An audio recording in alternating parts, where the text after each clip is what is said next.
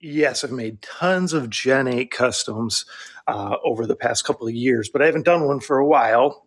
And I had an idea I wanted to do here with one of these Gen 8s. So this is what I came up with. First of all, I had a 6-pack of chrome metallic spray paint sent to me by mistake from Amazon. That was not the color I ordered. And then, of course, they say keep it because of shipping that type of stuff.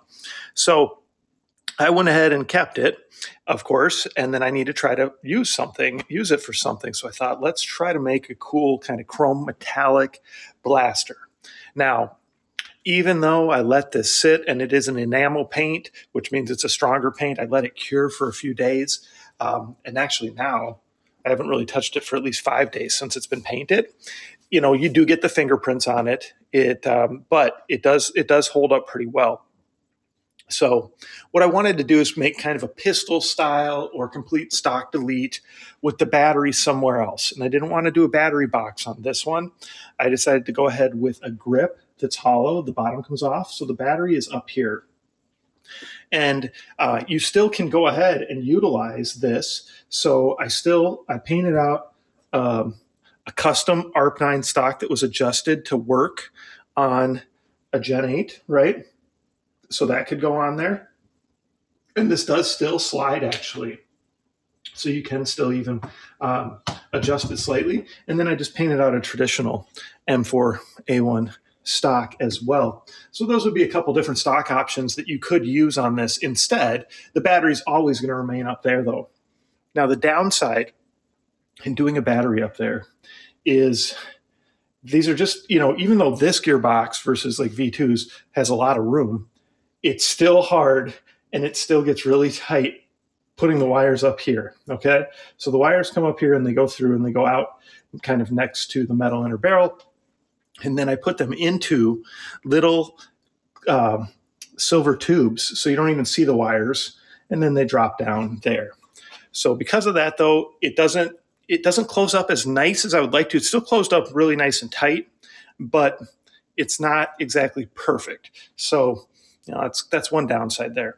Now, when it comes to performance upgrades here, I replaced everything in the gearbox. Everything's been converted to metal. Obviously, a bigger spring, metal inner barrel. I did put a high-speed motor in there, but I actually think I'm going to have to switch that back out because it seems like it's obviously, you know, the gears are going too fast for the magazine, and you're getting some, you know, double kind of where a gel ball just drops out. So I'm going to probably have to switch that up and go back to more of the regular motor, which isn't a problem. But, you know, really, when I was putting this together, I was just looking for a motor that was the right size, and that's the one I grabbed. So let's take a look at it. So you can see I went with the drum mag, and of course I painted that out, right? I did make a little couple logo spots. You know, put my logo on the back there. And then you can see just kind of everything. Now you do have priming,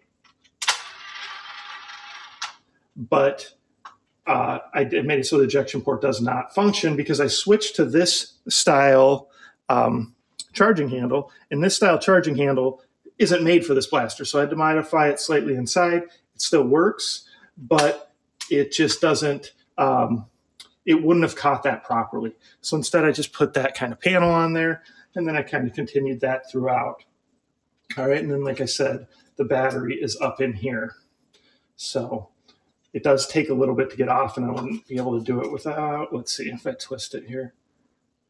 Well, now it's really getting stuck. So I do probably need to sand that on the inside a little bit so it comes off a little easier. But it fits an 11.1 volt battery. And then I did this kind of snake head flash hider on there just because I thought that was cool. And when you do something like that, there's a piece that this slides over essentially, and then you lock it down on that so you can keep that straight because otherwise it might not be straight when you tighten it.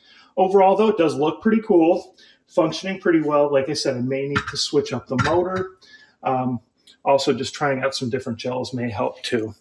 So there you go, chromed out M4A1 pistol, I guess is what I'll call it, with the drum mag, but then you do have these other cool stocks as well. So in the comments, if you got any questions or anything, let me know what you think about it. Of course, ask any questions if you have them.